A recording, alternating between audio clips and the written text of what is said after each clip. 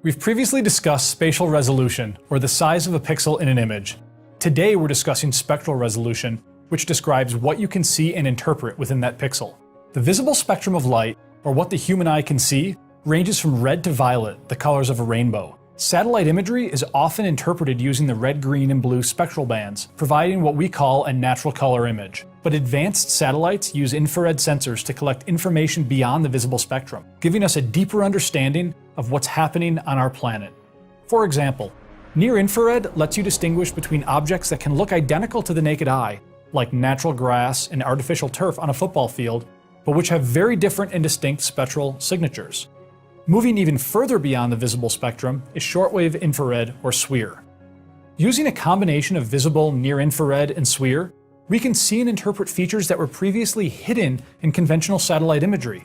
This reveals new and valuable insights, including mineral identification for energy and mining exploration, vegetative analysis and classification of plant type, age, and health, man-made material identification of things like steel, fiberglass, and paint, and penetrating through smoke and haze to help emergency responders and wildlife management. Here's a real-world example.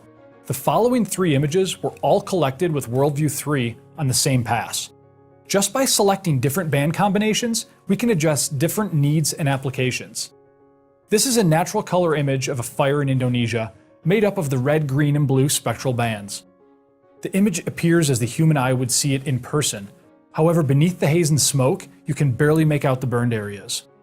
When we replace the red band with the near-infrared band, which falls just outside the human visible spectrum, some of the haze disappears, and you can clearly see the fire line and distinguish between healthy, represented as red, and burned or dead vegetation, represented as brown or green.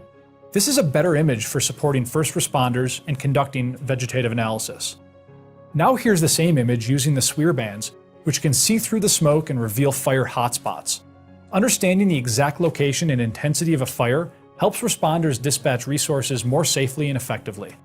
Advanced satellites like those in the Digital Globe constellation possess unique capabilities in the near-infrared and shortwave infrared ranges. This ability unlocks insights that would otherwise be hidden and helps save time, resources, and lives.